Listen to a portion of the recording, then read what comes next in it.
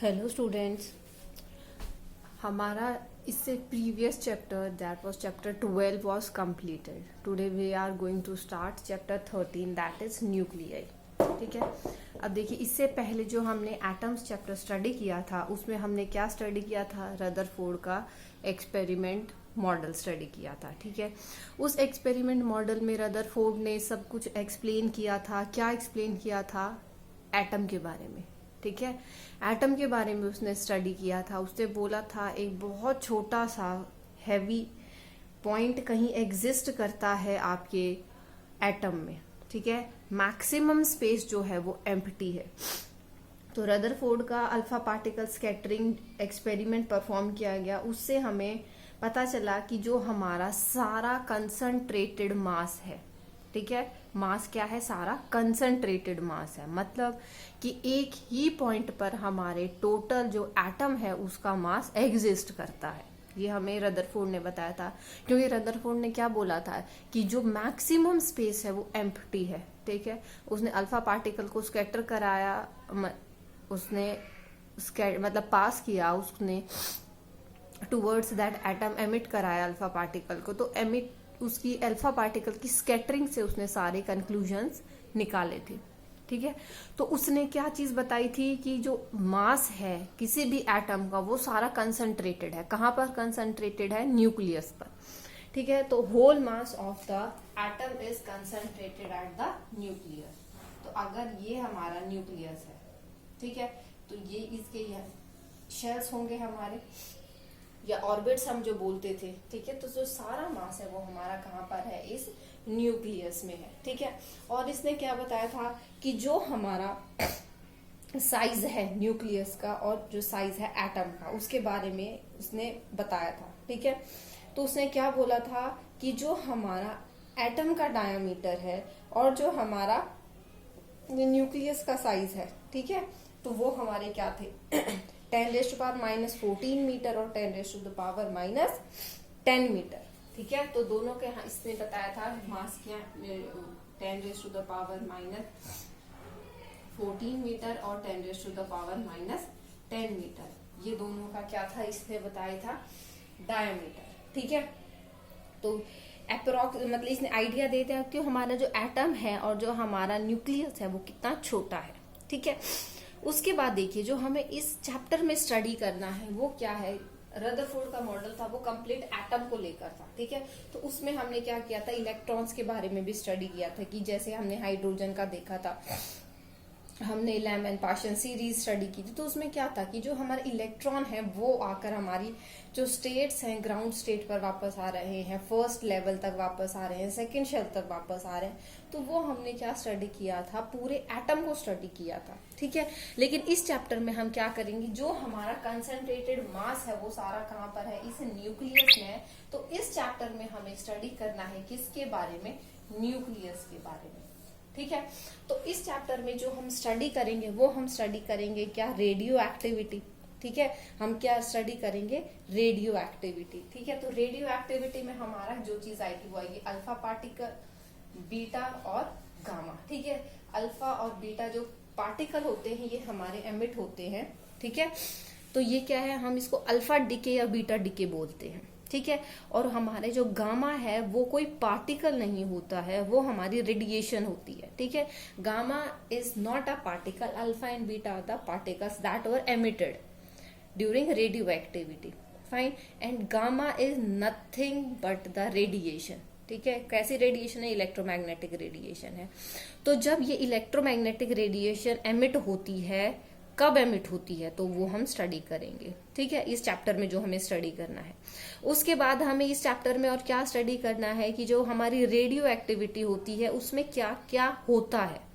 ठीक है. जब हमारी रेडियो एक्टिविटी हो रही है, अल्फा और बीटा पार्टिकल तो एमिट हो रहे हैं, लेकिन ये कैसे एमिट हो रहे हैं? ठीक है. हम न्यूट्रिनो के बारे में पढ़ेंगे. ठीक है. पॉजिट्रॉन के बारे में पढ़ेंगे. तो ये सब चीजें हम अभी सिर्फ नाम बता रहे हैं हम आपको. उसके बाद जब एक्सप्लेनेशन हम करेंगे पूरा डिटेल में स्टडी करेंगे क्या चीज है. ठीक है. उसके बाद आता है आपका क्या? Composition of nucleus. ठीक है. कंपोजिशन ऑफ न्यूक्लियस में क्या होता है कि न्यूक्लियस किस किस चीज का बना है, कि न्यूक्लियस में क्या क्या है, सबको बताया अभी, क्योंकि आप हमें केमिस्ट्री में भी पढ़ा होगा, आपने केमिस्ट्री भी स्टडी कर रहे हैं, ठीक है। तो जो न्यूक्लियस होता है उसमें हमारा क्या होता है, प्रोटॉन होता है, और हमारा क्या होता है, न्यूट्रॉन होता है, न्यूट्रॉन होता है, ठीक है। तो जो न्यूक्लियस है that consist of two particle, ठीक है, that consist of two particles, क्या, प्रोटॉन एंड न्यूट्रॉन, ठीक है। अब देखिए प्रोटॉन के न्यूट्रॉन के बारे में जो हमारी मतलब जो स्टडी आई न्यूट्रॉन के बारे में, वो बहुत बाद में जाके पता चली, ठीक है, क्योंकि इस पर कोई चार्ज नहीं है हमारा, ठीक है, इस पर कोई चार्ज नहीं है। जब हमने न्यूक्लियस के बारे में देखा, जब हमें वहां पर मास की बात आई, तब हमें पता चला कि यहाँ प्रोटॉन के साथ साथ न्यूट्रॉन भी एग्जिस्ट करता है, ठीक है। तो मतलब कि न्यूट्रॉन के बारे में हमें बहुत लेटर ऑन जाकर पता चला कि there is some particle called neutron is also existing there that do not have any charge, clear.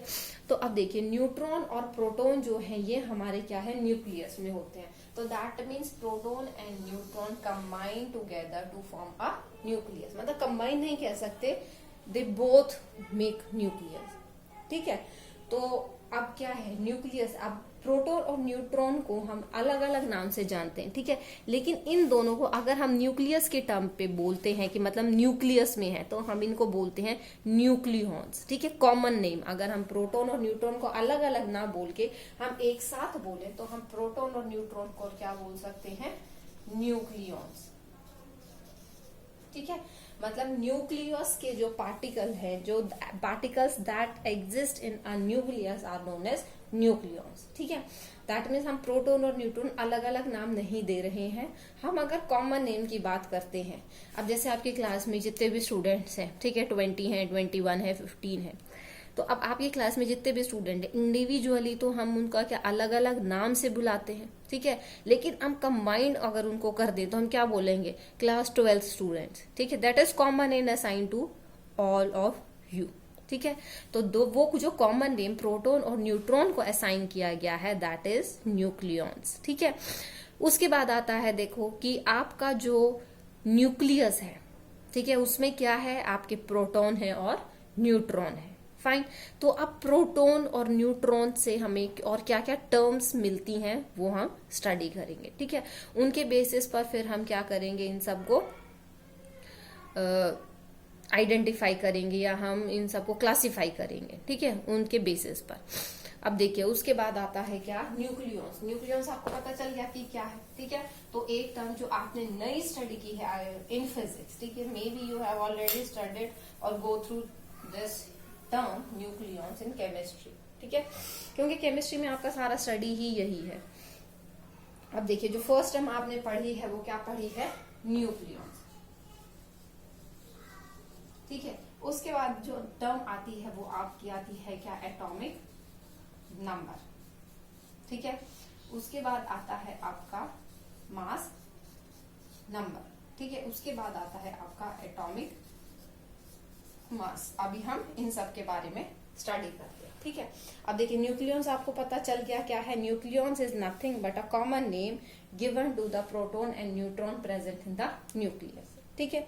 अब देखिए प्रोटॉन क्या है आपका, प्रोटॉन आपका पॉजिटिवली चार्ज पार्टिकल है, ठीक है। इलेक्ट्रॉन जो है आपका वो नेगेटिवली चार्ज पार्टिकल है, ठीक है, ये तो सबको पता है। अब देखिए जो एटॉमिक नंबर है, ठीक है, एटॉमिक नंबर क्या होता है, एटॉमिक नंबर वो नंबर होता है किसी भी एलिमेंट का जो ये बताता है कि उस एलिमेंट में कितने नंबर ऑफ प्रोटॉन्स प्रेजेंट है, ठीक है। तो हम क्या बोल सकते हैं कि atomic number is nothing but the number of protons, nothing but the number of protons present in nucleus, ठीक है। तो प्रोटॉन क्या है, एटॉमिक नंबर क्या है, atomic number is the number of proton that are present in nucleus. तो अब वो क्या है, आपका अलग अलग एलिमेंट होगा तो उसके अकॉर्डिंगली आपका जो एटॉमिक नंबर है वो क्या होगा, अलग अलग होगा, ठीक है। अब देखिए कोई भी अगर आपके दो एलिमेंट्स हैं, ठीक है, तो उनमें हो सकता है कि आपके प्रोटॉन्स जो हैं वो इक्वल हों, ठीक है। आपके जो नंबर ऑफ प्रोटॉन्स हैं, सॉरी नंबर ऑफ इलेक्ट्रॉन्स और नंबर ऑफ प्रोटॉन्स जो हैं वो इक्वल होते हैं, ठीक है। नंबर ऑफ इलेक्ट्रॉन्स और नंबर ऑफ प्रोटॉन्स जो है किसी भी न्यूट्रल एलिमेंट में, ठीक है, न्यूट्रल। अब हम बोले कि नंबर ऑफ प्रोटॉन्स और नंबर ऑफ इलेक्ट्रॉन्स इक्वल होते हैं, दैट मीन्स जो भी वो आपका एलिमेंट है वो कैसा एलिमेंट है, वो आपका न्यूट्रल एलिमेंट है, ठीक है। Number of protons equals to number of electrons in element, ठीक है। तो वो कैसा एलिमेंट होगा आपका, वो न्यूट्रल एलिमेंट होगा, ठीक है। अब देखिए नंबर ऑफ प्रोटॉन्स जो होते हैं किसी भी एलिमेंट में वो कांस्टेंट होते हैं, ठीक है। नंबर ऑफ प्रोटॉन्स क्या होते हैं आपके, सेम होते हैं, बट जो नंबर ऑफ इलेक्ट्रॉन्स होते हैं दैट कैन बी एडेड और दैट कैन बी रिमूव्ड, ठीक है। दैट कैन बी एडेड और दैट कैन बी रिमूव्ड, ठीक है। तो जो नंबर ऑफ प्रोटॉन्स होते हैं वो किसी भी एलिमेंट में, सॉरी किसी भी एटम का जो होता है वो इक्वल होता है हमेशा, ठीक है। नंबर ऑफ प्रोटॉन्स जो होता है किसी भी एलिमेंट का सेम रहेगा, फाइन। तो अब इसके बेसिस पर देखिए, अब हम आगे स्टडी करेंगे तो और क्लियर होगा आपका, ठीक है। तो number of protons in any atom will remain same, number of electrons में वेरी, ठीक है। अब देखिए उसके बाद आता है आपका क्या, मास नंबर, ठीक है। अब ये देखिए एटॉमिक नंबर में हमने क्या बताया था, these are the number of protons present in the nucleus, ठीक है। अब मास नंबर क्या बताते हैं कि हमारा प्रोटॉन प्लस न्यूट्रॉन कितने हैं, ठीक है। Mass number tells the number of proton plus number of neutrons, और हम क्या बोल सकते हैं, प्रोटॉन और न्यूट्रॉन को हमने एक नाम दिया था, क्या, न्यूक्लियॉन्स। तो हम क्या कह सकते हैं कि मास नंबर हमें बताता है number of nucleons present in a atom, ठीक है। Number of nucleons present in an atom, तो हमें क्या बताता है, मास नंबर बताता है, ठीक है। अब देखो अगर हम मास नंबर की बात करते हैं, उसके बाद देखिए एटॉमिक मास की बात करते हैं। एटॉमिक मास क्या है, किसी भी एटम का मास नंबर इनटू, अगर हम उसको मल्टीप्लाई कर देते हैं किससे, उसका जो 1 AMU से मल्टीप्लाई कर देते हैं, ठीक है। मतलब ये हमें क्या बता रहा है, ये तो हमें सिर्फ नंबर बता रहा है किस चीज का, प्रोटॉन और न्यूट्रॉन का। एटॉमिक मास हमें क्या बता रहा है, इन न्यूट्रॉन और प्रोटॉन का मास बता रहा है, ठीक है। मतलब टोटल मास कितना है, मास नंबर हम सिर्फ नंबर बता रहा है न्यूक्लियॉन्स का, ठीक है। एटॉमिक मास हमें क्या बताता है कि उसका टोटल मास कितना है, ठीक है। तो एटॉमिक मास क्या बताता है, एटम का मास बताता है, या हम बोल सकते हैं न्यूक्लियॉन्स का मास बताता है, ठीक है। तो अब उसके लिए हमें क्या करना पड़ेगा, जितने भी न्यूक्लियॉन्स हैं उनको हम मल्टीप्लाई कर देंगे विद 1 AMU, तो वो हमारा क्या आ जाएगा, एटॉमिक मास। तो हम क्या बोल सकते हैं, न्यूक्लियॉन्स इनटू 1 AMU, ठीक है, एटॉमिक मास यूनिट, और सिंपली हम इसको U से भी रिप्रेजेंट कराते हैं, ठीक है। तो ये हमारा क्या बताता है, एटॉमिक मास हमें बताता है, ठीक है। अब देखिए 1 AMU को अभी हम फर्दर और स्टडी करेंगे, ठीक है। तो अब उसके बाद क्या आता है, आपका हो गया न्यूक्लियन हो गया, एटॉमिक मास हो गया, मास नंबर हो गया, एटॉमिक नंबर हो गया। ये हमने 4 पॉइंट्स जो है वो डिस्कस किए हैं, ठीक है।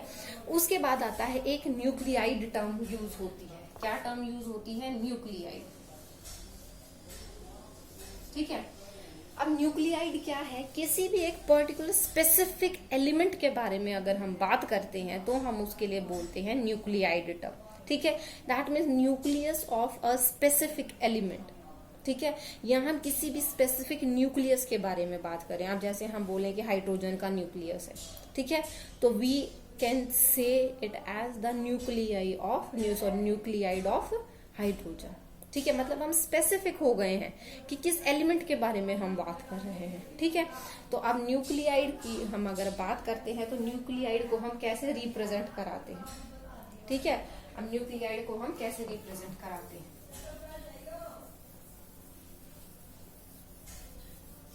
न्यूक्लियाइड को रिप्रेजेंट कराने के लिए हम जो सिंबल यूज करते हैं, ठीक है, अब न्यूक्लियाइड को रिप्रेजेंट कराएंगे तो हमारा ये जो x है ये रिप्रेजेंट करता है जिस भी एलिमेंट की हम बात कर रहे हैं, ठीक है। हाइड्रोजन की बात करें तो हम इस x की जगह H लिख देंगे, हीलियम की बात करेंगे तो इस x की जगह He लिख देंगे, ठीक है। अब देखिए जो हम इसको न्यूक्लियाइड को रिप्रेजेंट कराते हैं तो इसमें हम दो चीज मेंशन करते हैं, तीन चीज मेंशन करेंगे। एक तो symbol of the element which we are using, ठीक है। दूसरा हम यूज करेंगे एटॉमिक नंबर जो हम यूज करेंगे, और तीसरा यूज करेंगे मास नंबर यूज करेंगे, ठीक है। एटॉमिक नंबर और मास नंबर, ठीक है। अब एटॉमिक नंबर को हम रिप्रेजेंट करा रहे हैं। एटॉमिक नंबर आप सब लोगों को पता है क्या है, नंबर ऑफ प्रोटॉन्स प्रेजेंट। इसको हम रिप्रेजेंट कराते हैं Z से, और जो मास नंबर होता है उसको हम रिप्रेजेंट कराते हैं कैपिटल A से, ठीक है। तो जो हम किसी भी एलिमेंट का न्यूक्लियाइड अगर हम मेंशन करते हैं तो हमें क्या चाहिए, तो उसका केमिकल सिंबल चाहिए जो हम यूज कर रहे हैं। दूसरा हम लिखते हैं एटॉमिक नंबर क्या है, तीसरा हम लिखते हैं उसका मास नंबर क्या है, ठीक है। तो जो ये हमारा मास नंबर है इसको किसी बुक में इधर भी मेंशन किया होगा तो it doesn't make any difference, ठीक है। तो क्या चीज हमें चाहिए, एक तो हमें सिंबल चाहिए, दूसरा हमें एटॉमिक नंबर चाहिए, तीसरा हमें एटॉमिक मास चाहिए, ठीक है। तो ये हमारी क्या है, रिप्रेजेंटेशन है, ठीक है। ये क्या है आपका, जैसे हम, ठीक है, तो ये क्या है आपका केमिकल सिंबल है, Z आपका एटॉमिक नंबर है, A आपका मास नंबर है, ठीक है। तो ये सब तीन चीजें हमें चाहिए जब हम अगर किसी न्यूक्लियाइड की रिप्रेजेंटेशन कराते हैं, ठीक है। अब देखो इसके बेसिस पर अगर हम इनको डिफरेंट कैटेगराइज करते हैं, ठीक है, तो वो टर्म्स आपने केमिस्ट्री में पढ़ी होंगी जिनको हम न्यूक्लियाई के बेसिस पर क्लासिफाई करते हैं। तो वो आती हैं क्या आपकी आइसोटोप्स, ठीक है, आइसोटोन्स, आइसोबार्स, और आपकी बुक में एक दिया हुआ है आइसोमर्स, ठीक है। मेन तो आपके तीन हैं, आइसोटोप्स, आइसोटोन्स, आइसोबार्स, ठीक है।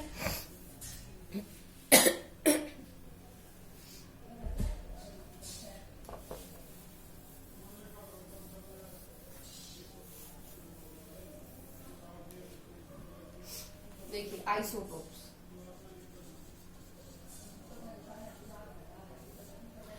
आइसोटोप्स होते हैं आपके,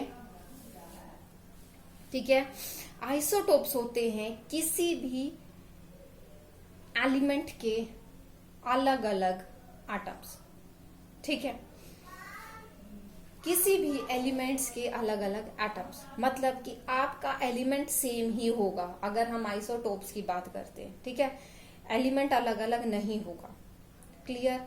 तो जो आइसोटोप्स होते हैं उसमें आपका एलिमेंट जो होता है वो सेम रहता है, लेकिन आपका क्या वेरी करता है, मास नंबर वेरी करता है, ठीक है। आइसोटोप्स में क्या होता है, आपका जो एटॉमिक नंबर होता है, देखिए अब आपने को सिंबल लिखा था उसमें आपने क्या लिखा था, X, Z और A, ठीक है, ये लिखा था। तो अब इसमें क्या होगा, एटॉमिक नंबर और मास नंबर की हम बात करेंगे, ठीक है। तो आइसोटोप्स में क्या होता है, एटॉमिक नंबर जो होता है वो सेम होता है, ठीक है, एटॉमिक नंबर जो होता है वो सेम होता है, और किसी भी एलिमेंट का एटॉमिक नंबर हमेशा सेम रहेगा। अगर एटॉमिक नंबर चेंज हो गया तो दैट मीन्स वो एलिमेंट नहीं रहा, दूसरा एलिमेंट है, ठीक है। तो एटॉमिक नंबर जो होता है वो हमें ये बताता है कि आपका एलिमेंट कौन सा है, ठीक है। तो एटॉमिक नंबर से हम डिसाइड करते हैं कि ये एलिमेंट कौन सा है, क्लियर। तो जो एटॉमिक नंबर है वो आपका सेम रहेगा, क्योंकि हमने क्या बोला, जो आइसोटोप्स हैं वो सेम एलिमेंट्स के हैं, ठीक है, सेम एलिमेंट के एटम है, अलग अलग एटम है, ठीक है। तो अब इसमें डिफरेंस क्या है कि जो आपका एटॉमिक नंबर है वो तो रहेगा आपका सेम, ठीक है, मास नंबर जो है वो आपका क्या हो जाएगा, डिफरेंट, ठीक है। एटॉमिक नंबर आपका सेम रहेगा, मास नंबर जो है वो आपका डिफरेंट हो जाएगा। बहुत कॉमन सा एग्जांपल है जो आप हाइड्रोजन का देते हैं, जिसको हमारे आपको पता है कि हाइड्रोजन के 3 पार्ट्स होते हैं, ठीक है ना, प्रोटियम, ड्यूटेरियम और ट्रिटियम, ठीक है। तो प्रोटियम में क्या होता है, प्रोटियम को हम रिप्रेजेंट कराते हैं H11 से, ड्यूटेरियम को H12 से और ट्रिटियम को H13 से। तो अब देखिए इसमें एटॉमिक नंबर जो है वो सेम है। एटॉमिक नंबर डिसाइड कर रहा है कि ये हाइड्रोजन के एटम्स हैं, ठीक है। एटॉमिक नंबर क्या डिसाइड कर रहा है कि ये हाइड्रोजन के एटम्स हैं, ठीक है। तो अब डिफरेंस कहाँ पर आ रहा है इसमें, नंबर ऑफ सॉरी किस में आ रहा है, मास नंबर में डिफरेंस आ रहा है, ठीक है। किस में डिफरेंस आ रहा है, आपका मास नंबर में डिफरेंस आ रहा है, ठीक है। उसके बाद आता है आपका क्या, आइसोटोन्स, ठीक है। आइसोटोन्स में क्या होता है,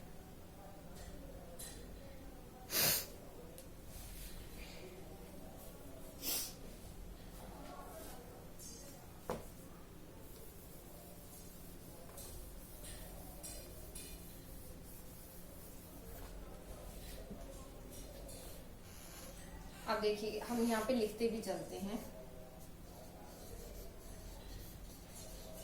आइसोटोप्स में क्या था आपके, न्यूट्रॉन,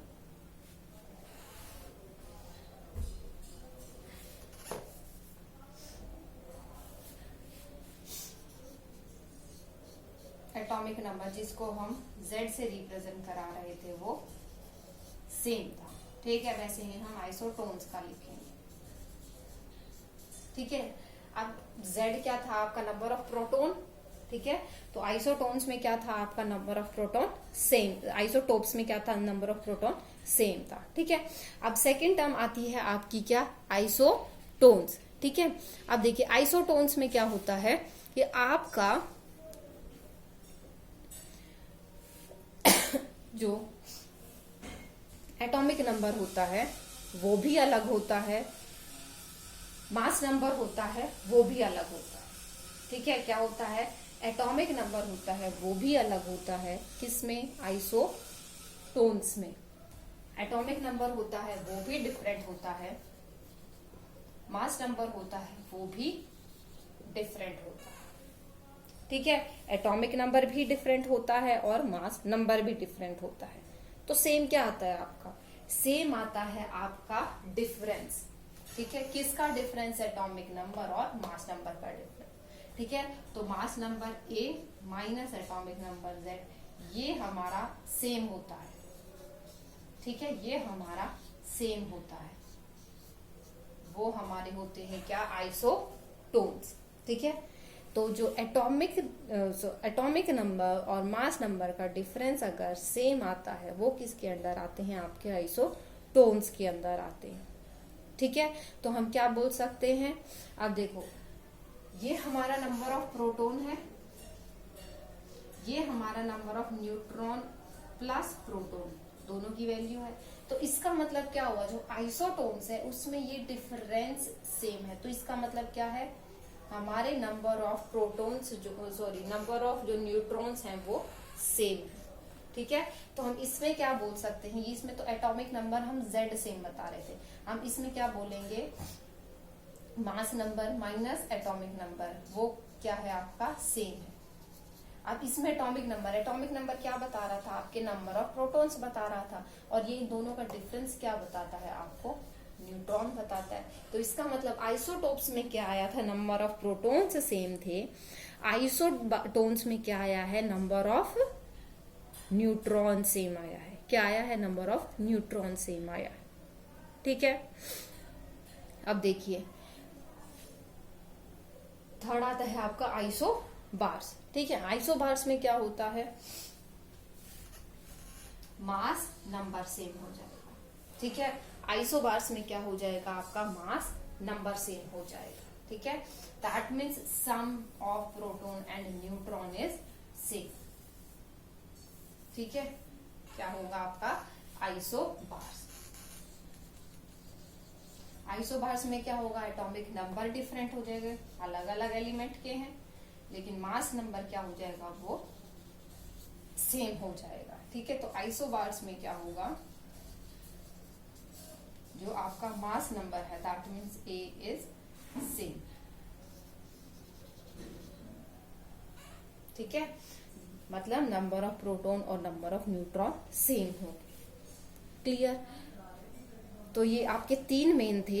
आइसोमर्स में क्या है, सिर्फ आपका सेम एटम है, लेकिन जैसे आपकी इलेक्ट्रॉन की स्टेट चेंज हो रही थी कि फर्स्ट ऑर्बिट में है, सेकंड ऑर्बिट में, थर्ड ऑर्बिट में है, ठीक है, तो क्या है एक्साइटेड स्टेट में चला गया, फिर से ग्राउंड स्टेट में वापस आ गया। तो ऐसे ही आपका एटम जो है वो सेम एलिमेंट का रहेगा, लेकिन अगर वो अपनी स्टेट्स चेंज कर रहा है, ठीक है, मतलब एक स्टेट से दूसरे स्टेट में जा रहा है, मतलब ग्राउंड लेवल से छोड़ के किसी दूसरे मेटास्टेबल एक्साइटेड स्टेट में चला गया, तो वो हम क्या बोलेंगे, वो आइसोमर बन गया, ठीक है। तो आइसोमर भी क्या होगा, आपका मास नंबर भी सेम होगा, एटॉमिक नंबर भी सेम होगा। क्यों? क्योंकि वो क्या है, एक ही एलिमेंट है, ठीक है, वही एलिमेंट है।